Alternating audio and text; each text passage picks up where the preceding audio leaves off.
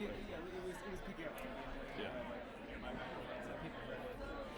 that's good. Yeah, the microphone, it's a little awkward, the microphone situation. Maybe, yeah, if there's like a table with the microphones turned on, right? Yes, people have the impulse to want to turn them off, and then there's like a bit, like a takes a few second delay. Exactly. Yeah. If I would have known that. And also, it's just hard. Like, it's actually tuned really well, so you don't know that you're being picked up. It's like even when it's turned on. It's high pro. It's high tech. It's totally. Probably hear mute. Stomach growling is like the live stream. Cool, man.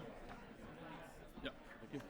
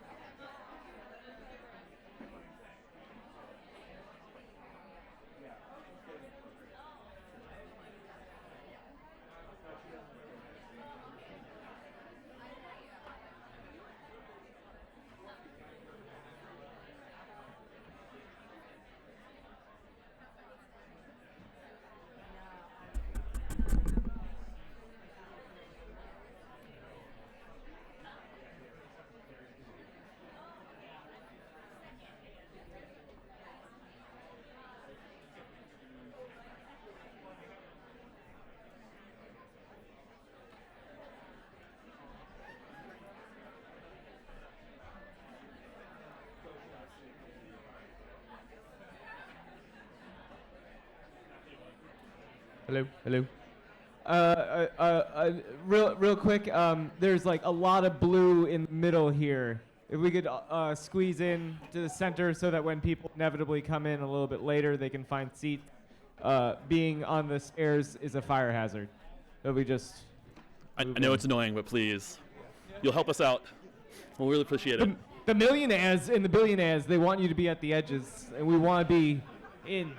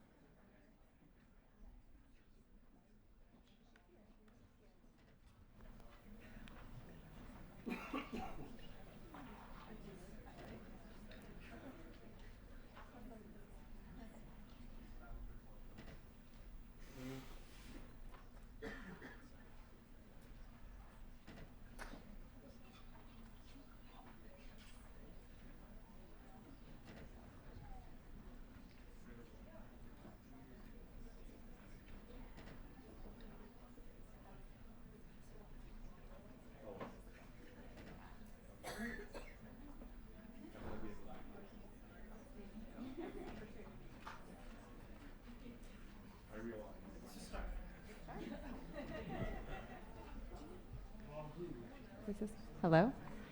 Okay.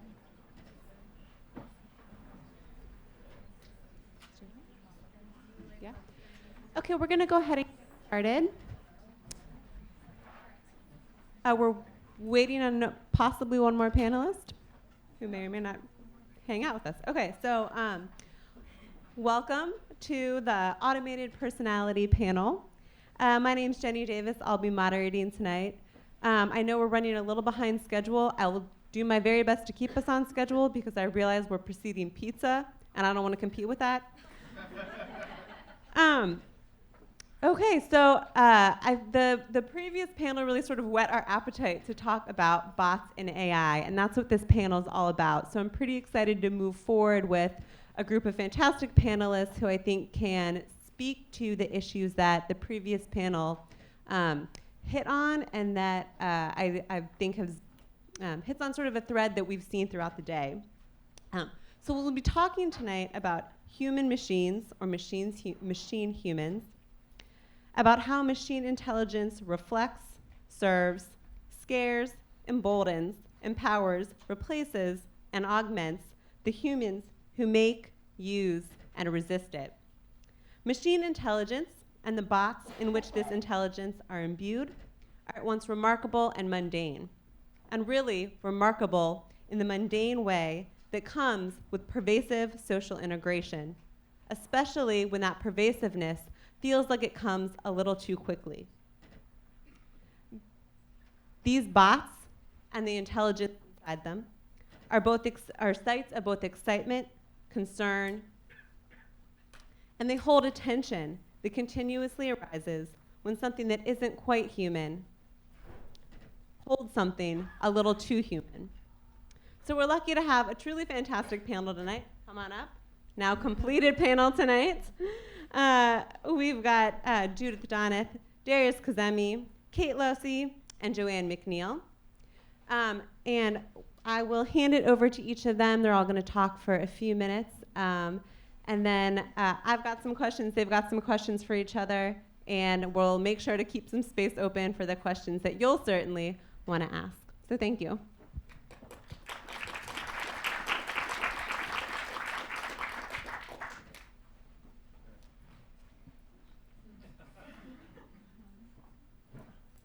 I realize this has been tantalizingly up on the thing for this whole time. Hi everybody, I'm Darius Kazemi, aka Tiny Subversions on the internet. I make bots.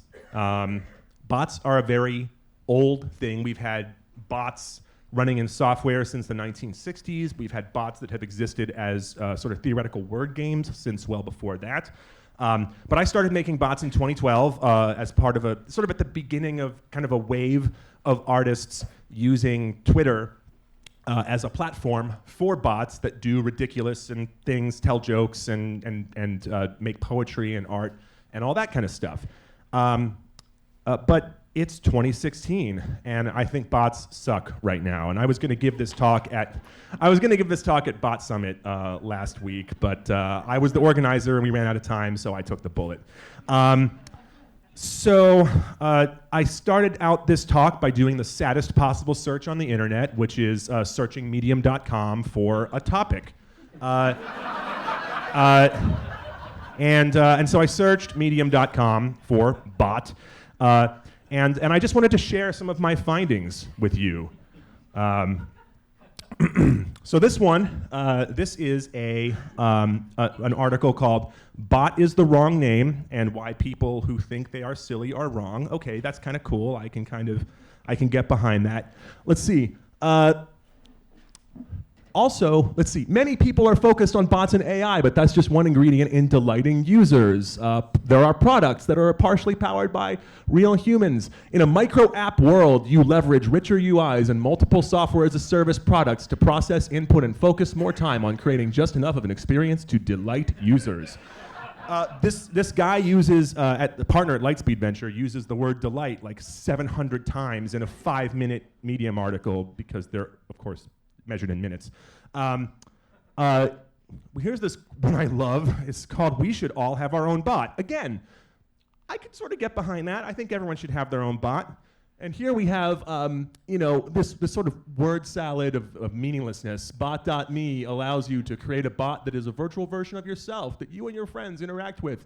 Having your own bot has the potential to make your life more enjoyable. It'll be up to you to decide how clever your bot is. The smartest bots will be the ones that communicate with other bots on your behalf without interrupting your daily life. Bot.me, as far as I can tell, is just a reservation page and a Google form. But I'm sure they are well on their way to getting funding. Here's a great one called Software is Eating Up the World, eating in quotes, part 2. From someone who does work for, is in an agency and he does work for Burger King, talking about the Whopper stack and why Facebook Messenger adds to new secret sauce. You can use Messenger to book a flight, request an Uber, and later this year we'll begin releasing our own bot on Messenger, which will at some point provide a whole new way to order a Whopper and all your favorite Burger King food, all without leaving Messenger. Check out a sneak peek of our early version here. Yeah, no thank you. Here's a great, this was also in the article. It's about the 5 layers of the Whopper stack. Client, location, brand, personalization, and transaction. Here's a great one called How to Get Money with Your Telegram Bot. This article will allow you to receive money from your bot by targeting advertisements on your bot with Botter and PackBot. You will be able to monetize your audience and get some real cash on your bank account or on your PayPal account. And the example of a bot they give is something like this. I am a jewelry bot. Type subscribe to get the 2 best pics from our Instagram and YouTube every day. Yeah. This guy's thing was later acquired by someone. This was in October 2015. Most of these are from the last couple weeks, though, because there's bot fever happening, like the get in the $100 billion elevator on the ground floor. Software for everyone undeniably means a massive market. Talking about how bot apps represent the biggest, most cross-platform market in the history of computing. They will make mobile look like just a drop in the bucket. $100 billion. A very high percentage of the single function apps we've installed will happen through bots. Bots are going to be the future. And this just all makes me think of this guy, Disco Stew. Disco sales between 1973 and 1976. If these trends continue, hey. And so I think this guy is colonizing the bot space right now. I think that bots in the Silicon Valley venture capital parlance are actually just a smokescreen. It's this age-old tale of the commodification of delight, this word that one partner likes to use. It's disenchantment. It's the disenchantment of a space on the internet that a bunch of us have taken great pains to make enchanting. I make bots because they enchant the internet, and these people are here to disenchant it. It's greedy people who are making the world a slightly worse place in exchange for slightly more capital. And it makes me mad. And I think that it's important that we acknowledge it in our discussions of bots going forward, both today and this weekend. And that's all I had to say for my little provocation here. I'm looking forward to talking about it afterwards.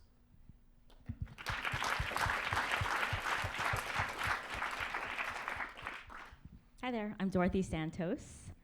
And I wanted to start off because I have a little bit of an outline here. I come from an immigrant family, so my family is from the Philippines.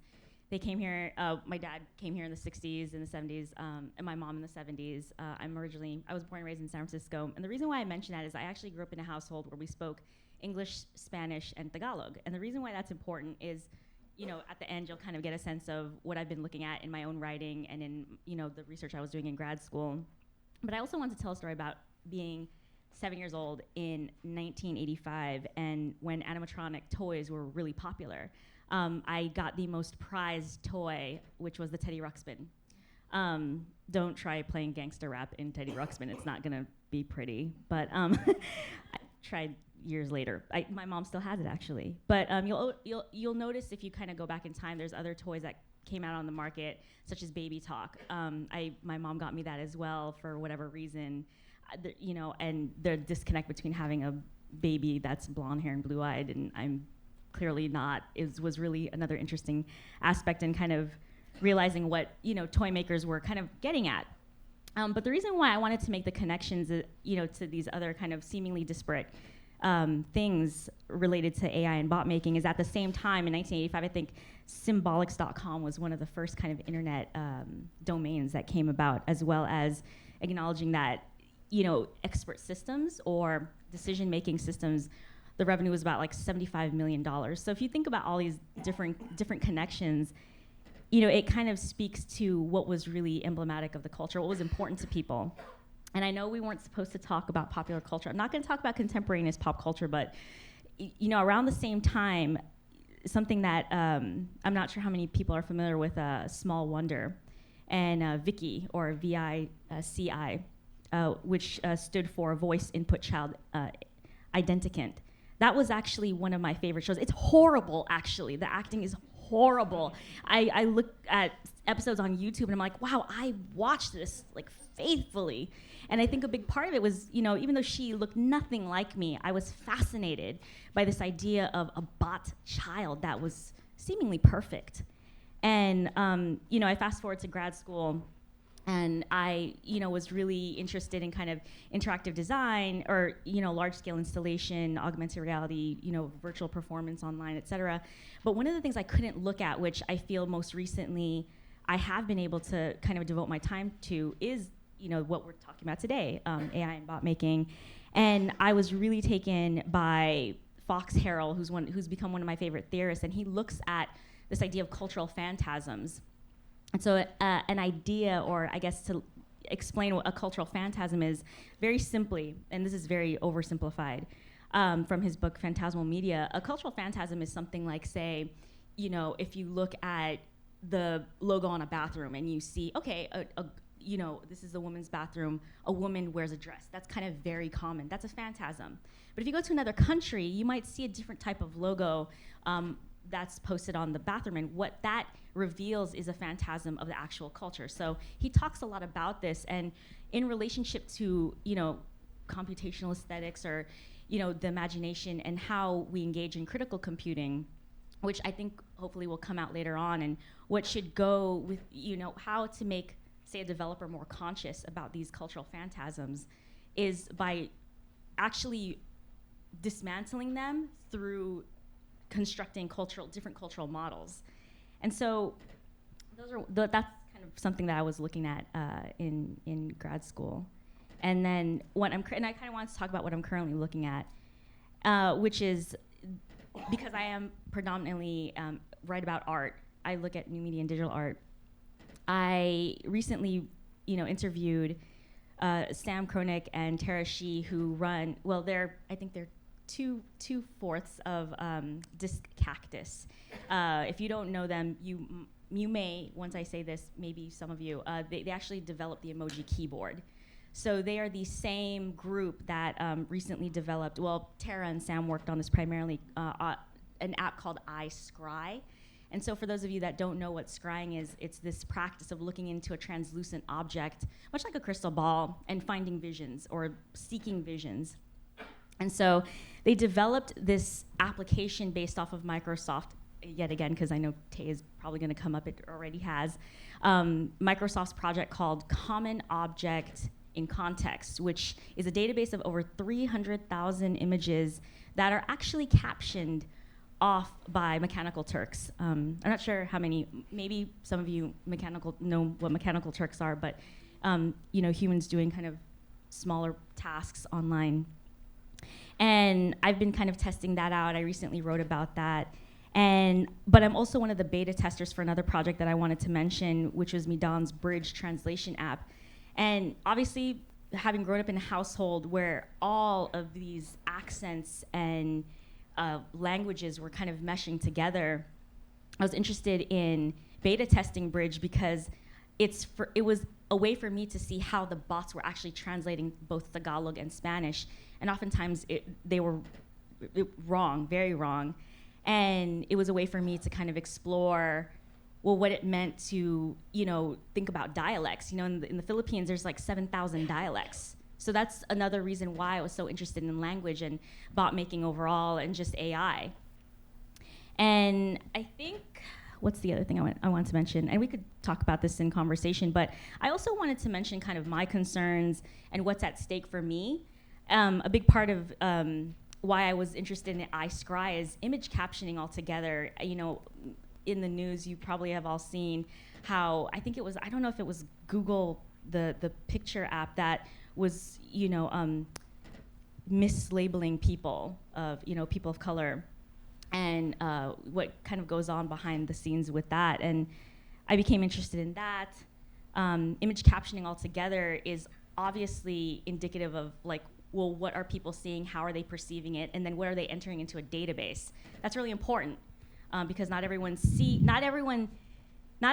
the same thing, and so that's really important. Not only that, who is actually providing a meaningful definition of what they're seeing?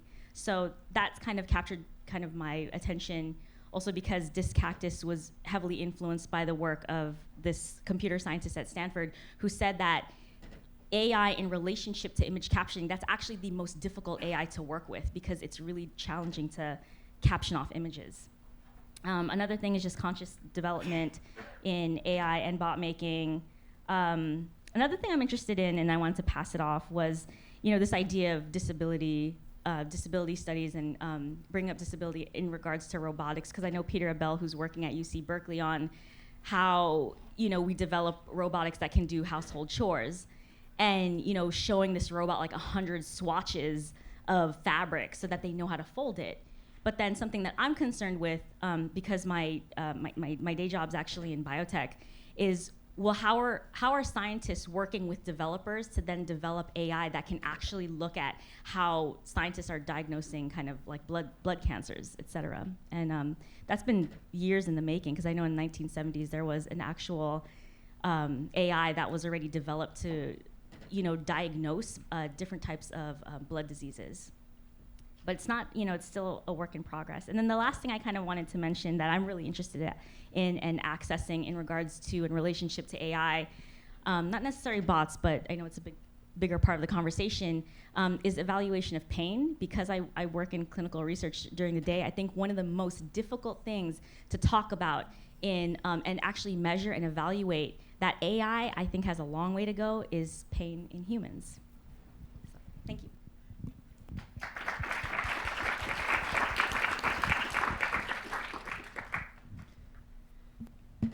So what I wanted to talk about, what's interested me has interested me lately, is this idea of bots as the personification of software.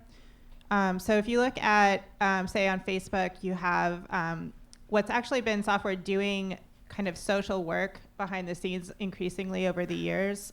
You could think about Newsfeed as being the first bot behind the scenes that was doing stuff for you. It was gathering photos that it thought you would like and showing them to you, but without personifying it in any way. It was sort of this hidden hand behind the scenes. And what we've seen over the years is this increasing turn towards personification. So now on Facebook, you have these notifications that are constantly popping up on your home page that are saying, like, hi, like, welcome to your 11th year of Facebook. I got this yesterday. You know, like, here's a picture throughout the years, and it's like, it's really like adopting a really personal voice, but that particular voice on Facebook hasn't been personified yet.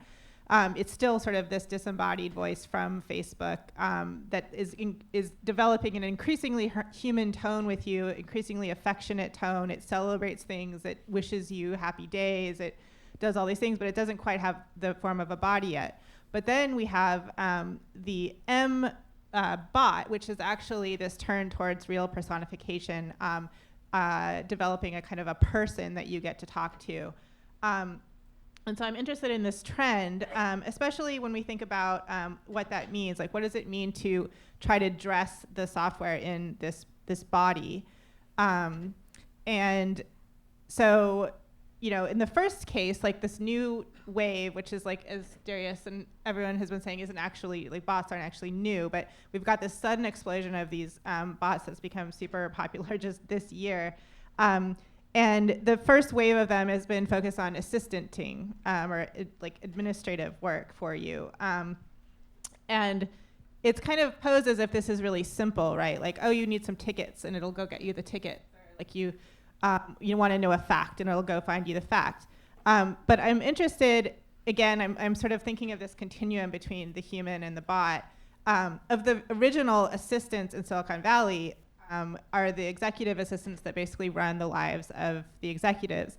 And they're extremely important. And, they like basically, if you work at a tech company, you know you have to have the assistant like you of the executive because she's actually doing a lot of the stuff for the executive. And so one of the things that she does, besides, I'm saying she because the ones I've seen have all been women, which is important when we look at the way that the bots are gendered. One of the things she does besides buy the tickets and get the facts and so forth for the executive is she does a lot of really complicated emotional labor work behind the scenes. So she is the one who's evaluating if two people email the executive, which one is more important, who needs to be responded to first, how do you not get somebody mad? And she's doing this constantly. And I mean, I've watched people do this and it seems really stressful. Like how do you make sure that this really important person doesn't feel like their feet are being stepped on and so forth. And there's this constant work that's being done behind the scenes that looks seamless but isn't. So one of my questions for these bots is how complex can their calculations and assistanting become?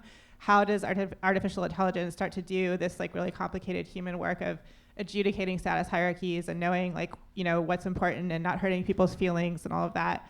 And I still don't know exactly how that's going to happen and like how can you make a computer do that? I don't know. And if so, like how do you do it? That's one of the questions that fascinates me. And then just to tie that up, the interesting thing about M we've discovered is that it actually is people. So the question there is, what does it mean to dress people up like a bot?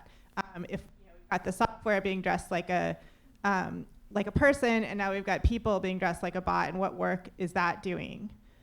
So that's sort of what I am thinking about lately, is this continuum between the human and the bot, and why this continuum exists and is being continually sort of played with, and clearly is doing different kinds of work depending on what the product decides, how it decides to dress the thing that it's presenting to the world.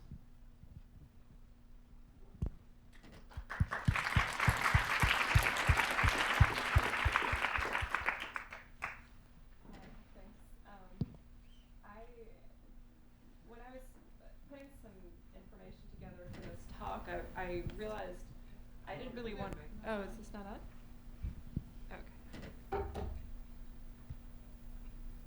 Okay. So it would have been pretty easy to start my talk just complaining about terrible chatbots and how awful in many ways chatbots can be, or because they're not as clever as humans, obviously, and that's kind of good. But I wanted to talk about one that I actually enjoyed hanging out with. And I was at an exhibition in Germany last winter, and they had Chris Marker as Dialector, which he made in the 80s. And I think it was only several years ago that they were able to restore it to working condition. And you know how it is with a chatbot, you usually just like enter a few things, it's funny, and then within a few seconds you've kind of had enough. Well, I sat down with it, and I maybe it was because I was jet lagged, maybe I was bored, but I really had a good time having a bit of a conversation with it. And the one thing in retrospect that stood out, not just the amount of time I spent with it, but I didn't at any time have the temptation to stump the chatbot. And that, I think, is what I wanted to pose as like a important point about these chatbots, is like there's so much in the conversation about of finding the edges and finding where they screw up and finding where they can't answer questions and otherwise stumping it, and there are plenty of websites that show Siri's, like where Siri screws up and things like that, and there's a lot of humor there, but in this case I just didn't care where the edges were. It was, and I think part of it is it's Chris Marker. It was his, so I had this sense of he's dead. He's a hero of mine, and I don't mean that to say that I don't think we're going to have chatbots of deceased loved ones. But I think in this case, it was sort of like reading a book of letters of someone who has passed, and having a moment with their writing, and also in this kind of format, which is a little bit a step beyond reading their actual writing, but it is their writing, and you're communicating with it, and that's that space that's actually really interesting on the web. And I also think what's interesting about bots is I think over the years we've been coaxed to talk, to search in language that looks like questions. Obviously Google, if you look at Google autocompletes, we're not writing tag clouds and Boolean phrases with plus and minuses that we're using more of the kind of language that you talk to somebody. So we're kind of talking to search engines, and we're talking to them as in writing to them. And that's why I'm not really ready to write off bots, as in chatbots, because there's something really interesting in how we're relating to them as humans, even though we understand they're not. I was really pleased that Catherine Cross in the last talk was able to go over a lot of the issues of gender and bots, because I think that's really, it's a lot of people are talking about it right now. I wrote something for the New York Times last winter. I talked about it as like Stepford apps, like these apps that just are, their personality, because they're absent of personality, they become this ideal executive assistant. But at the same time, we need human characteristics to be that canary in the coal mine, to see when there are issues, and I mean, there's just so much creative stuff that humans obviously need to be there for. But I guess the other thing I think is pretty interesting, that I hope that we'll have a chance to talk about, is how when I read what Facebook is doing with these bots, I immediately thought, like, this is their way of trying to create some sort of brand loyalty. We are only on Facebook to talk to each other. It doesn't matter. Like, if there was an easier way for us to connect with each other, we wouldn't be on Facebook. If there was another place that was just slightly easier and everybody we could talk to. You don't buy a car because you're so excited about having steering wheels in your hands. You buy it to get to work and to get places. Maybe it's a nice color, but that's like, with this bot measure, I really think it's this way of trying to get some flagship like something to differentiate and get some brand loyalty, but it's basically just moonroof, and I don't it's not enough to get excited about. So there's like the issues of like the productized and getting us to be more loyal. And the other thing, what Kate just mentioned, I think it's really interesting, the writing aspect of chatbots, and like that poets are behind it, that writers can write this text, and their thoughts and ideas are coming through, and this like a couple steps away from an actual conversation. But we are conversing with these authors. It's something a little bit more immediate than reading an essay or reading a tweet.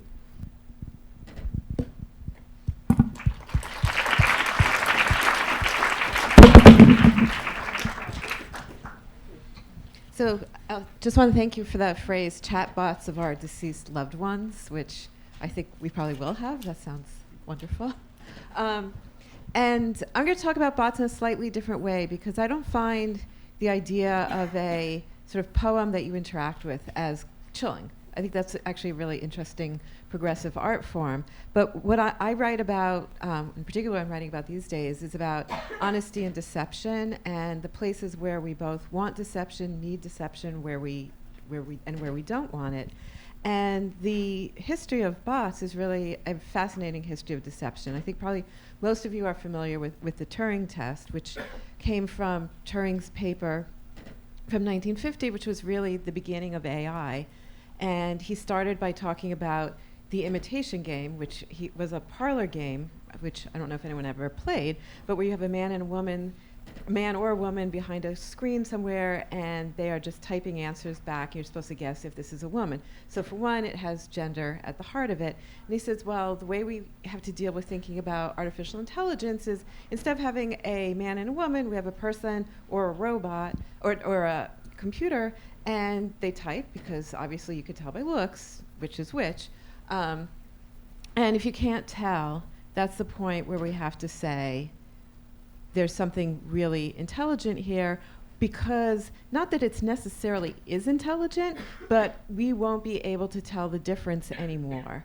And that's, I think, one of the interesting cruxes of the problem, is that space between what's actually going on with the machine versus what we can tell by the external manifestation. Because a lot of what's at the heart of a lot of communication, in the world of biology, there's a whole field called signaling theory, which deals with this, is that most of what we want to know about other things, or animals want to know about each other, or increasingly now what we want to know about machines, are traits that we can't really immediately see. You can't see if another person is smart or if they're nice.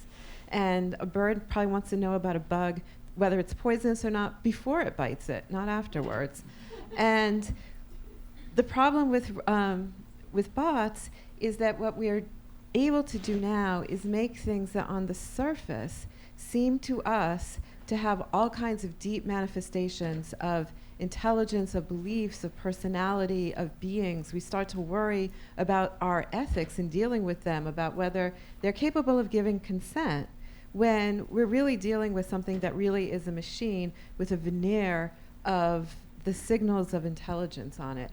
And again, probably a story that many of you know is that the first bot that was made is ELIZA. It was made in 1964 by an MIT professor named Joseph Weizenbaum. And he made it in response to Turing's paper. And what he was trying to say was, language is not a good test of intelligence. And there's still, ELIZA is still chatting away now on the web, and also in every copy of Emacs. But he's framed it as a psychiatrist who would kind of mirror your questions back at you.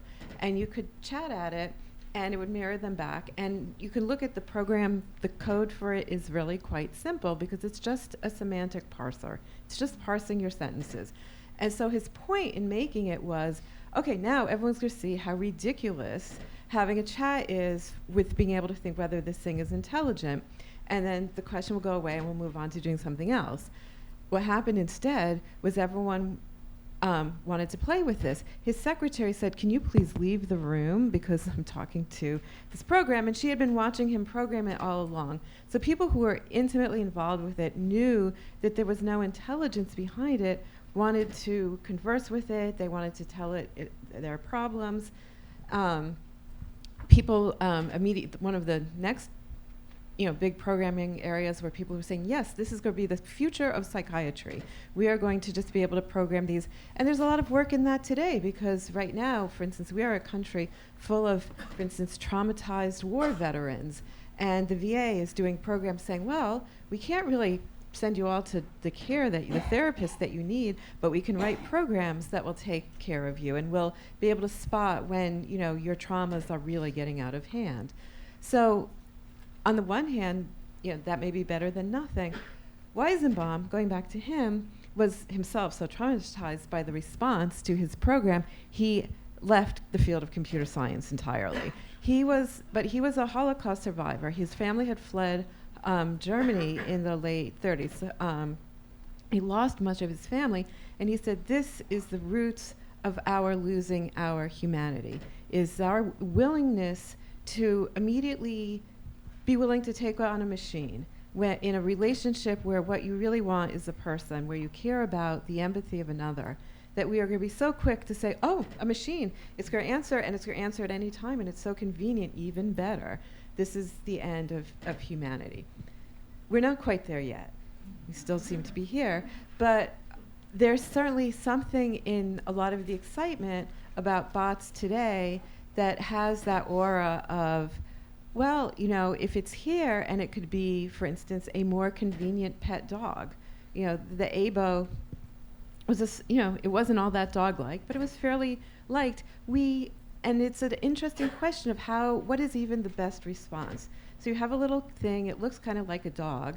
You don't really want to shut off your tendency to empathize or to like things or to care about cute little objects that run around, even though they're machines.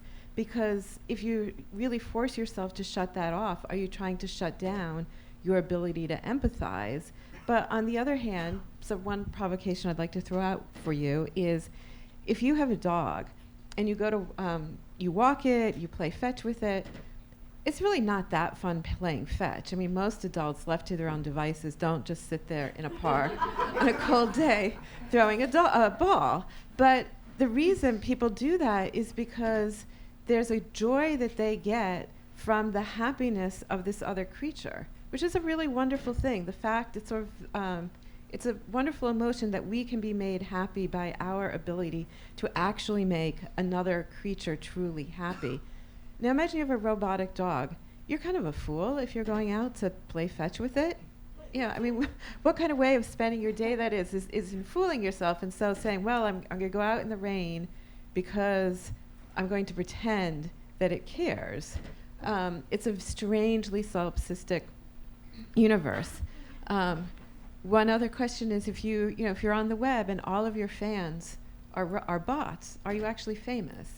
Is our desire for fame really about that we care? It may have its other problems, but it is a way of saying, I care that other people are thinking about me. If those other people aren't really people and they're not really thinking, but they can have all the external trappings of liking you, are you actually being liked or not? Is that sufficient for you?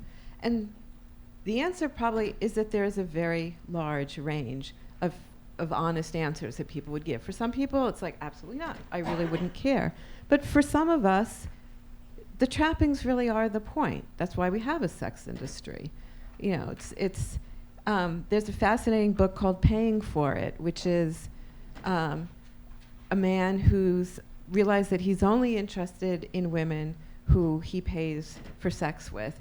And it's his explanation of why he finds that type of relationship more satisfying. And so that's a extreme of the end of saying, I really like the trappings of how people should act towards me. Very few of us would go to a restaurant that marketed itself by saying, all of our wait staff will tell you exactly what they think of you and their job and what your choices actually are, and should you be eating that. We want to go somewhere and have people say, oh, wonderful choice tonight, thank you. So it's not an easy answer. It's easy to sit here and laugh and say, of course we want that sort of human side, the human empathy and everything, but that we have a great taste for having simply the signal and not the actual meaning behind it. And so I think a lot of what's interesting about bots today is that we're really being forced to articulate when it is that we really care about the feelings and when it is simply the signal that we care about.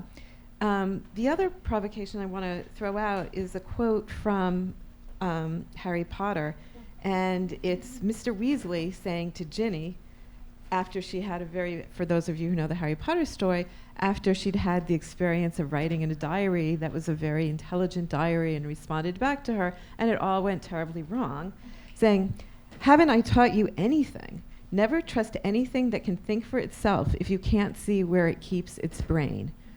And so that is the other kind of warning side of bots, is that one is the bots that are just, they're there, they're chatting with you, and the issue is whether you actually care whether they're human or not. But an awful lot of the intelligent seeming things that we're increasingly surrounded with have their brains being kept in a place that's all about turning you into a money extraction machine. That it's about commercialism and it's about marketing. And once something can respond to us and talk to us and have a relationship with us, and it becomes very good at extracting from us information that makes it easier to extract more and more information and money from us in the future. And it also makes it very easy to play with our emotions. And so I think what we're finding ourselves increasingly surrounded with are a number of human-like or at least sentient-like objects that we can very easily develop emotional relationships with, because they are rather cynically made to resemble things that are cute or innocent or needy in some way, and that we will give and give and give to. We will give them information, we will give them all kinds of things because of the way that they can work on our emotions. And it's very, very hard for us to separate out what is a actual feeling creature from one that has been brilliantly engineered to seem like one. So anyway, so I hope this starts a discussion here on both the desirability and the fear of these things.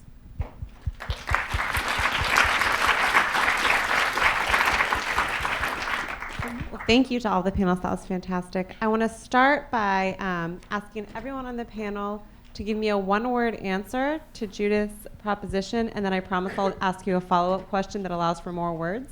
But so if each person on the panel could answer the question, if you have lots of followers and they're all bots, are you famous? Yes or no?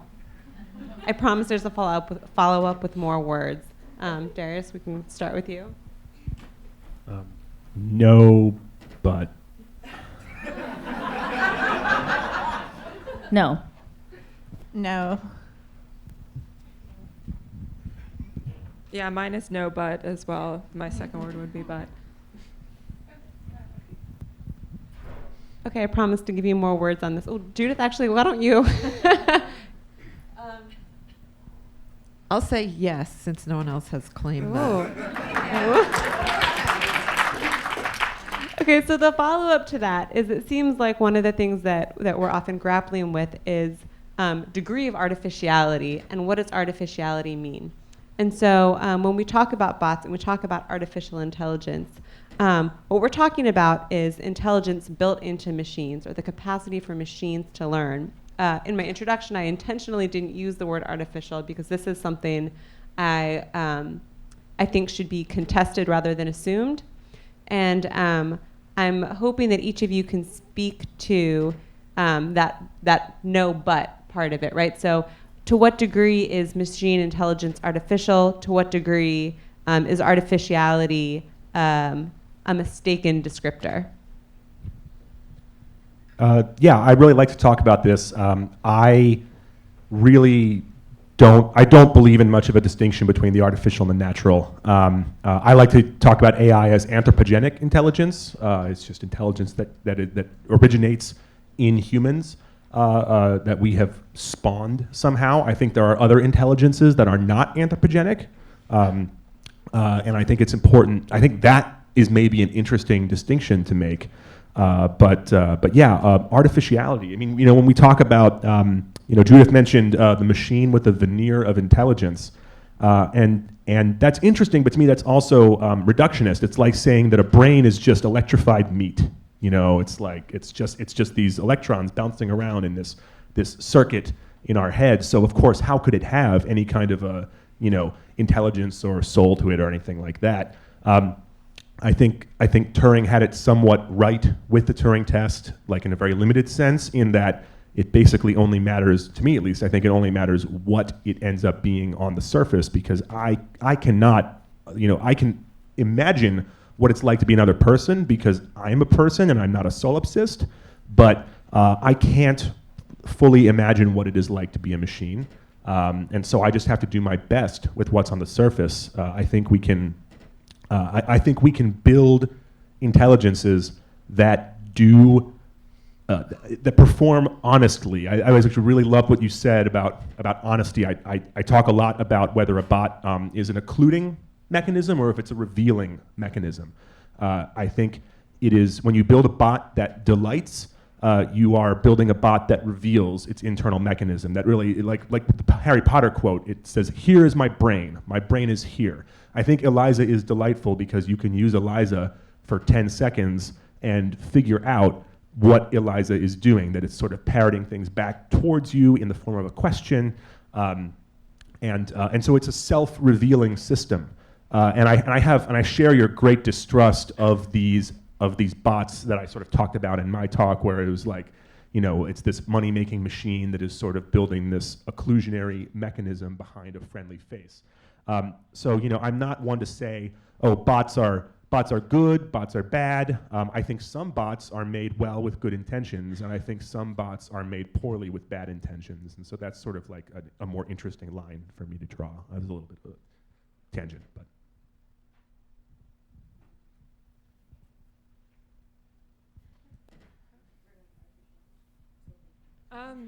Well, regarding artificiality, I think, or just to talk about one of my boundaries with bots, chatbots, AI, I'm really hesitant. I'd also be interested to hear what Judith has to say about this. I'm hesitant about things that I feel like are developed to manipulate my emotions. I'm really conscious of those moments that when people talk about feeling like they need to be polite to a chatbot or not, the language you need to use to talk to Alexa or, and it's not as obvious as well, of course you don't have to be polite. I guess this is a little tricky to phrase, but if you're curt and, angry and saying, the language I said before with how we talk to search engines, like questions now, if you just threw a bunch of words at this assistant, as a virtual assistant, it might make you feel like, well, I was kind of rude there. I don't want to get in the habit of talking that curtly. I don't know. That's the boundary that I've been thinking about, is how much of my emotions need to be harnessed for this to work, how much I need to be engaged in play acting, because it is play acting. What is my part here?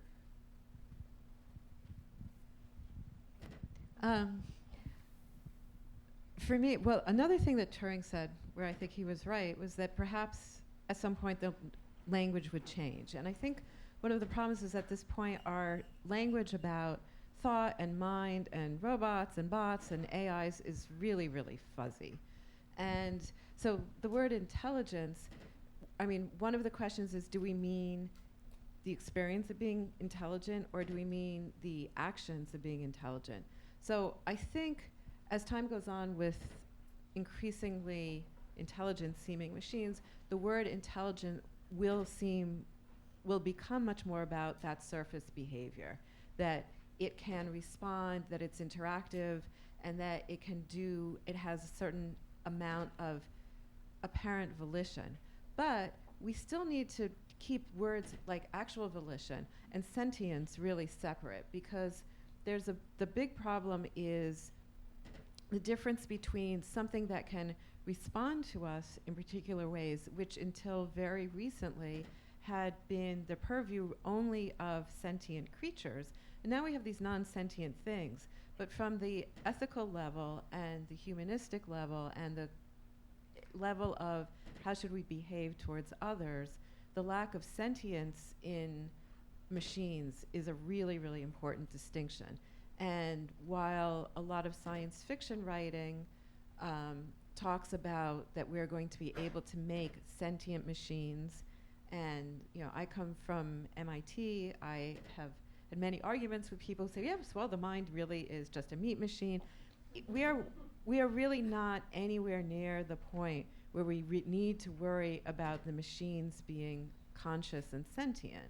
But we do need to worry about both that slippery slope of saying, are we going to become so accustomed to dealing with machines that either we can be rude to, or as the panel before us talked about, that we can engage in all kinds of sort of sexual harassment with, and it makes the slope between objectifying humans much easier. So are we going to use the machines as an excuse to treat people much more like objects? And there I think we have to look not just at the existence of the machines, but at larger cultural changes. There's a book by a sociologist named Arlie Hochschild called The Commercialization of Intimate Life.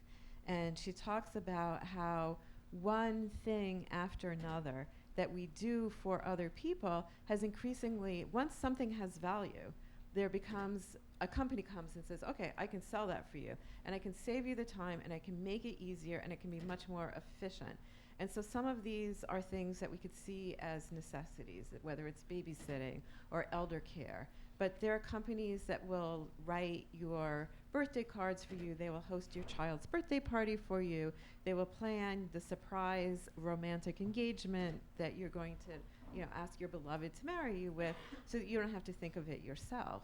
And so a lot of this, our romanticization or deromanticization of bots, is coming in a much bigger culture in which we are seeing a lot of behaviors towards each other much more instrumentally. So it's not just that the bots are happening in isolation, but happening at a time when we're increasingly seeing that making something efficient and how we behave towards other people is much more of an instrumental behavior, and how they play into, so the bots play into this, and it's not, if all the bots went away, we would still have a big problem with how we are turning a lot of our emotional relationships into marketable commodities. Oh yeah, that actually goes to one of the things that I think that some of these bots are actually, the role that they're actually starting to fill, even though they're being marketed mainly as service bots. If you think about a social network that wants to grow infinitely, and we all have to sort of pay attention to each other and fave each other's tweets or like each other's posts, and that has to keep growing. And so I'm imagining these bots kind of coming in to fill that role, to give us more interaction as the social network sort of thins, in terms of now social networks are full of marketed commodities that also need attention, right? There's so much attention that is needed in order to keep the engines running. And the bots, I think, they're being marketed as service, but I think they're actually starting or wanting to start to fill the role of sort of intimate engagement, so that I feel like I've had a lot of interaction online, and it might be that I'm becoming more comfortable with bots being the things that are interacting with me, and so that fills some of the gaps that actual people are sort of becoming too thin, or having not enough time in the day to click fave and like, and not fave anymore, it's everywhere, but all these forms of interaction are becoming necessary. And how do you keep the engines going when there's finite attention available? Okay, so just to respond, I wanted to bring up the reason why I look at the arts, obviously, and and I didn't explain this earlier, but iScry, I didn't even explain the app. It's basically an app where you hold it, use your camera, you hold it up to your immediate environment, and then and you hold it up to your immediate environment, and then basically there's lines of text that will show you scissors on a table, black cat on the windowsill, etc. And then you can scroll at the bottom how abstract you want the text to become. And so essentially it's an AI app that tells you what's in front of you. So there's something whimsical at play. But when I was talking to Sam and Tara about it, the whole point of it was to actually show the gaps in AI, and kind of fleshing out what is wrong, or what can be wrong about artificial intelligence.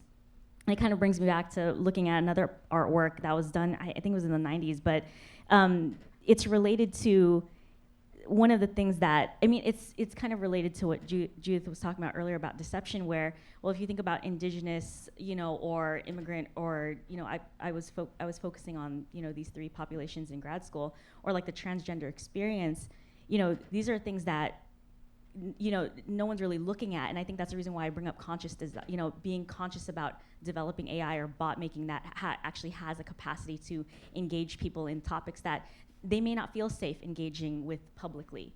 And I think another, and a project that kind of comes to mind that Harold actually talks about in his book is, he created a bot-like AI, it's not really an application, but it was a website where you guess someone's ethnicity. And I don't see any of that. I think that's essentially what I'm looking at, or what I'm looking for when I look at AI bot making, or why language is so important to me. For goodness sake, I watched the Apple commercial with Cookie Monster, hey Siri, and then, so it could understand Cookie Monster, but it can't understand my mom with an accent. I'm sorry. I'm sorry, but that's the reason why, when people say, oh, AI and bot making, like, that's so, like, why are you talking about that? What? Oh, Siri went on. No, but I think that's when, oh, by the way, I think to Catherine's point, I did change Siri. It's a masculine voice. But I think that's where I get really passionate about what AI and bot making can do, and for really complex human experiences like pain. And that's the reason why I bring up why I'm so, we don't even have language for stuff like that, yet. But I see the possibilities in it. But yeah. I just wanted to respond briefly to Judith brought up instrumentalism, and I just wanted to put out there that one of the reasons why.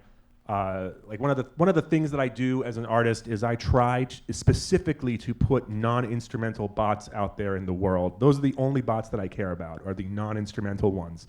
And it's part of a program that, at least the way that I see it, it's part of a program of actually increasing the public's literacy about bots and what bots can do and can't do, that they're not necessarily just these assistants that are here to help you or to look up a dictionary word for you or something like that.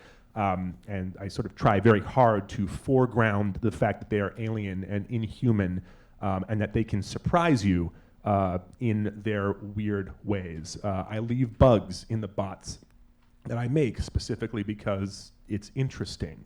And so I think, again, like we talk about, oh, these bots are these instrumentalist things. But again, that's just a subset of bots. That is, bots that maybe Capital wants to produce is a bot of instrumentalism. But I think there are alternatives. I think artists and other people who are trying to resist this tide can produce an army of non-instrumental bots that go out there and fight against, in some sense, like sort of wage cultural war against these bots that are here to like make you, have microtransactions with Mark Zuckerberg.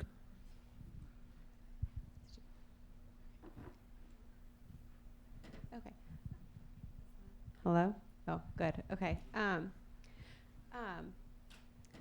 So one of the sort of things that has come up several times now is sort of this this idea, and in particular in the last panel, and then in combination with this one as well, sort of, okay, so bots end up doing terrible things, right? Whether it be Tay, whether it be how we objectify Siri, whether it be how Google misidentifies people of color animalistically, right? So does this reflect, what kind of intelligence does this reflect, right? So does it reflect the intelligence or logics of those of us who consume the bots, engage the bots, and or to what extent does it capture the intelligence or logics of those who make the bots, right? And so I'm thinking in particular of diversity in the tech field, which is sort of this hot topic of what we're doing poorly. And in particular, we have a not very diverse tech field, right? So would diversifying a tech field solve the problem, or is it sort of deeper, and those bots that succeed or become popular, become prominent, simply reflect troubling logics that are already in place? I'm always sorry to do this, but I think the answer is it's complicated. On the one hand, yes, software always reflects the bias of the creator of the software. So of course, having women and people of color and so forth on a team that makes a bot will come out in the end product, or at least it might come out in the end product. That said, there's also issues of rhetorical stance and literacy again. I like to point out that bots can get away with saying things that humans cannot very often, especially if the person on the receiving end knows it's a bot. And so again, there's this like, I think it's something that has to be approached from both sides. I think we need better inputs into the bots that are being made. I think the software developers need to really step up their game. And I think people really need to be better educated about. I've referred to bot, like, I would like people to treat talking to a bot like they would treat first contact with an alien race. Like, I would love if people approached that with the same care. So, yeah. I'll go back to the point about critical computing, or this, I really loved Harold's work, and this idea that he comes up with, imaginative world construction, which is based on, we are, again, Darius brought up, it's very subjective. Obviously, the creator is going to make or the developer is going to make something based on his or her experience. But, there was an article that came out, I think, through Quartz, and it showed, there was a study done where it was, this addresses your diversity question, where they did some kind of blind study about what code is better, and women identified programmers had actually the more superior code. And so I was actually really impressed. I shared that with my own students, but even my own students are actually being a lot more conscious, reading a lot more about what does identity politics mean. They're predominantly male, white and male, my students, but in digital art and new media. But I think a big part of that has to do with, well, you have to start at the basics when you're actually learning a lot of these programming languages that already have an embedded ideology in them. And so if you're not doing that at the beginning of kind of your career, or even as an artist, I don't really know what to say. I think a lot of it really just takes conversation, sometimes painful conversation. And I think that's the reason why I feel like there's hope in, creating AI or bots that can actually engage in a way that's productive. I do agree with Darius in the sense that if we, that's actually how I approach it, talking to a bot, as if it's, alien-like. I actually really like that very much. Well, it's also another sort of, it's complicated answer, like going back even to the idea of a robot psychiatrist. There's been several studies over time looking at how people respond to machines when they have a face or no face, or when they think it's a machine versus when they think it's a human. And there's different subtleties of it, but basically, when people think they are talking to a machine and answering questions, they're much more honest than when they think they're talking to a person. Because when you think you're talking to a person, you are putting on an act. You want them to think well of you. So, for instance, one of these studies, they did the kind of questions you would get if you're, going in for a job as a salesperson somewhere. It's like, have you ever stolen office supplies and things like that? And people tended to say to the other person, no, I've never done anything like that. And they would say yes to the computer. And the hypothesis is that you're just, when you know it's a machine, you're not trying to make a good impression on it. So even in terms of things like what makes a better therapist, it depends, because a bot, especially if you know that it's a bot, could be better for those times when you just don't want to talk to another person, that your sense of dignity or the things you want to talk about, you really don't want someone else to hear, that the type of conversational interaction can be really important. It's different than just reading something or trying to write in a diary, because something can converse with you, but there certainly are really interesting spaces for the types of relationships we can have with things that we know are machines, because we can be, there was a great panel earlier on authenticity, so I'm not going to use the word authentic, but there's a kind of openness, because it's a much too complicated word, but there's a certain kind of openness you might have with another human being. There's been talk about robots that do end-of-life care, or that help care for the elderly or the sick, and a lot of people are like, oh my God, this is so horrible, this is what we're doing. But I have kids, and I'm closer to being an old lady than anyone else in this room is. But I think, I don't want to subject my children to, I don't want to have the indignities of old age subjected on my children. I would much rather, or even a nurse, I would much rather a machine do all those things, and I prefer to have a sort of dignified stance around other people. And if something has to help me bathe, maybe I'd prefer a machine. And then, have other people when I wanted to have a conversation with them. And so I think these questions about, it's not that the machines are bad or the machines are good, but that we really want to keep a hold of when we want to have the empathy and the relationship with the others, and to keep in mind that having a relationship with something that cannot feel anything about us, there's certainly some very interesting spaces for that.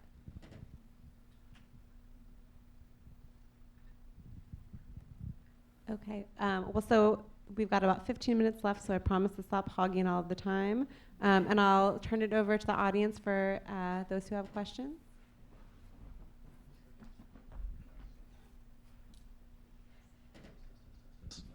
Test. Okay. Oh, yeah. Go ahead, right in the front. Hi, I'm curious, kind of in contrast to the rest of the web where we're used to kind of having like vellum accumulate, that there's records and systems being created. Like with bots, it feels like this is way more of an ephemeral exchange. And it's also, we see like the two different contexts that bots happen in as a private conversation with a bot, or someplace like Slack where a bot is a participant in the community, but it's still like outside of the web environment. And I'm curious at Theorizing the Web what the panel has what opinions they have about bots and kind of that context, and whether it really is still a part of the web, even if it is this like dark web private exchange that's happening. Is email dark web? I mean, seriously, like, I mean, that's, you know, if you say email is dark web, then I would say bots are largely dark web too.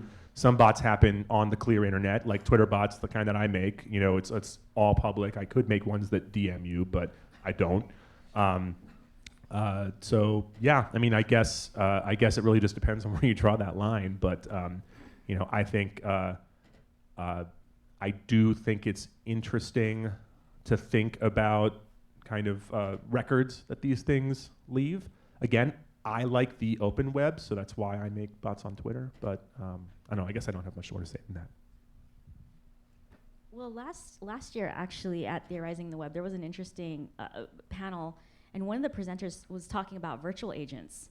And so that's, I mean, to me, I don't know, that there's probably very, you know, degrees and definitions of bots, but I think that was one of the first things that come to mind, and you know, in talking about who's actually helping us or not, and oftentimes they're gendered, oftentimes they're women. So I think that's another thing that kind of, you know, really needs to be looked at and questioned a little bit more. But that was something that came to mind when you asked the question about what kind of resonated with me. I know that was last year, but yeah, thought I'd mention it. It's an interesting field. It seems like a thread that keeps coming up is this idea of people actually feeling more comfortable being vulnerable around bots. And so I think the question for record keeping there is you know, if people feel more feel better about being vulnerable to a bot, that then becomes data that can be reinterpreted later. And you know, something like Slack is keeping this endless record of everything that's going on, and like in the moment it feels fine and fun, but what happens like, you know, in a year when someone goes back and reinterprets it? I think that's sort of the question about vulnerability and people opening up that exists.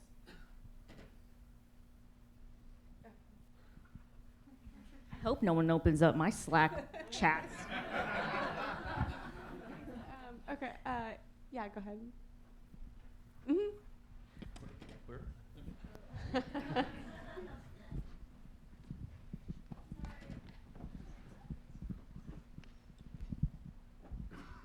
Hi. So we've been talking a lot about intimacy and bots, and it seems like an implicit assumption is that that intimacy will be, and I don't mean this necessarily in a sexual way, but like a monogamous intimacy, like one bot, one person. And that seems especially salient when we're talking about like the therapist bot. You know, Eliza, the model is a psychoanalyst. It's talk therapy. It's psychoanalysis, which is definitely not group therapy.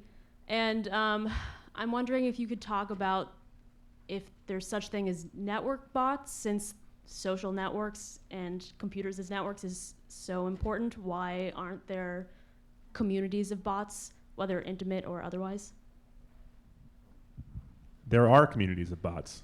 There are bots that talk to each other. There's a bunch of image bots that are great. You tweet an image at them, and then they sort of do an algorithm on it, like, I don't know, pixelize it or something, right? Or turn it into a fractal.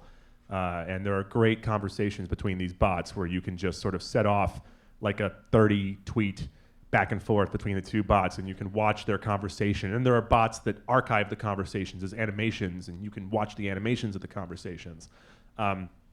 I think platforms might want you to have a monogamous relationship with their bot.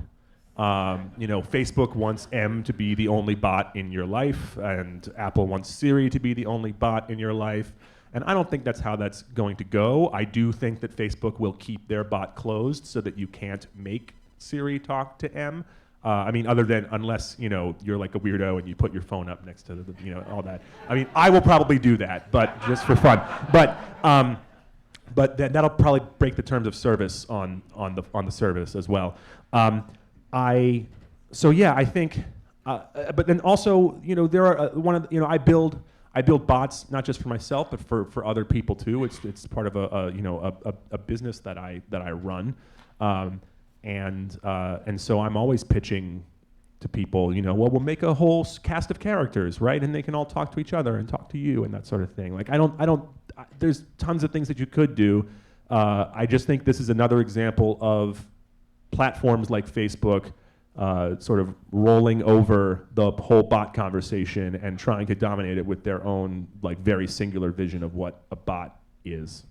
Well, and also there's many combinations, multiple bots talking to each other, bots and humans and multiple humans and one bot. I think one of the most interesting uses, I hope someone is working on this, I know less about, is moderator bots, because I think one of the things that's very problematic online, but also potentially one of the most interesting things is, for instance, comments. Lots of newspapers and magazines have stopped having comments on the stories because the conversations devolve so badly. We all saw what happened with poor Tay, who went out on Twitter and turned nasty so quickly. But I think, if the reaction to that is not to say, oops, we shouldn't do things like that at all, I think it's a really interesting learning experience, because what you want to do is send bots out and really figure out, how do you send a bot out on Twitter that can learn about things but not just learn about anything? How do you deflect the things you don't want it to learn?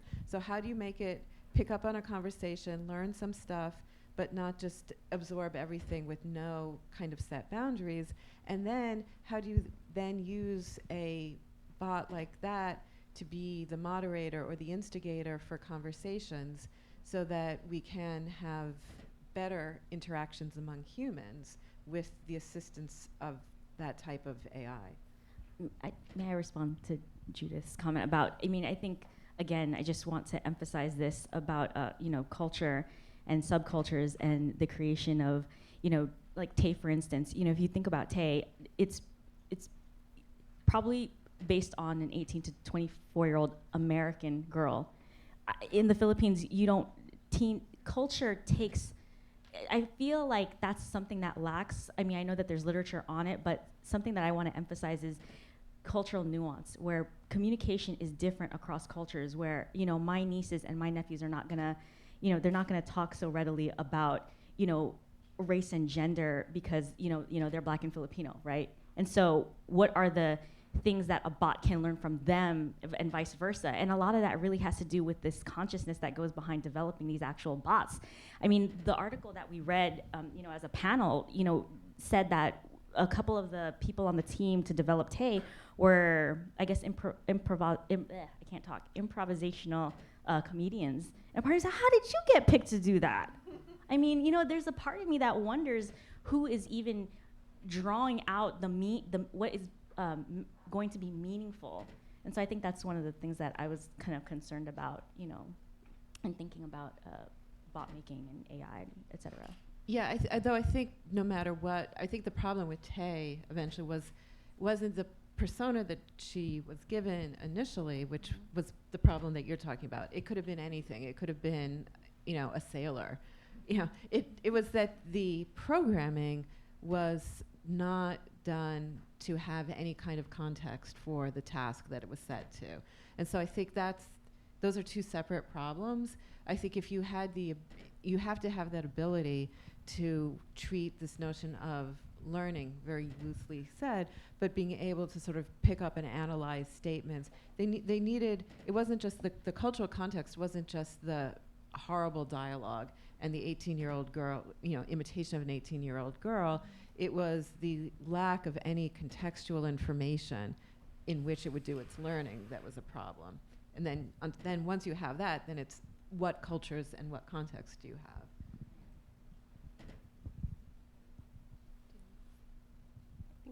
Yeah, I think we have time for one more question. I saw Emma's hand hanging out up there for a minute, so go ahead.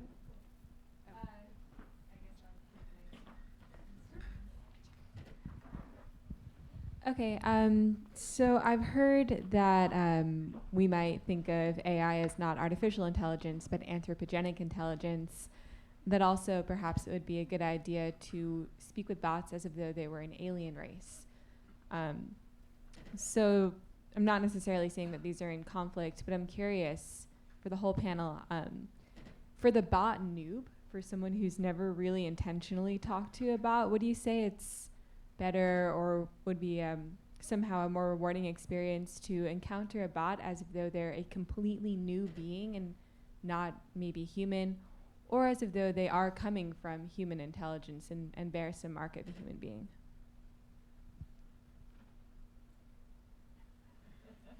Okay, somebody has to answer. Well, to start, I think for me, ideally, it's to see it as a sort of a next step beyond writing and poetry, or or textual writing. That we now have writing that's interactive, and then the ability to create something that is the output of its makers, but that it is a form of expression, I think is the ideal. But I think because of the form, our tendency will always be to think of it as a independent being with its own intelligence. And it's the space between that that's very problematic. I think part of it is very hard to go in with a preconceived notion that says, oh, I'm going to think of this as an alien form or something else, because even if you deal with something like Siri, it has a voice. And when something has a voice, it has an implicit body to it, because a voice comes from the resonance of your chest. And so when something speaks to you, you think of it as having a body. There's no sort of completely non-gendered voice. There's no sort of completely unemotional voice. And so it makes it very hard to imagine it as anything other than that. So the question of how you should approach it is going to be overwhelmed by the impact that it makes on you at an emotional level. I would like to just point out that there are bots that do not have voices. There are bots that communicate in images. There are bots that communicate in sound. And so, again, I want to caution against the very narrow definition of a bot as a chat bot. I think bots can be incredibly alien. And also, my definition of alienness is probably different from most people's, I guess, because I'm weird. But I think if I build a chair, right, that came from me, but I still think that chair is alien to me. I don't know what it's like to be that chair. So. Well, it's just about that time for some pizza. So I do want to thank the panelists. This was everything I hoped for and more. Please let the conversation continue, and I'll hand back over.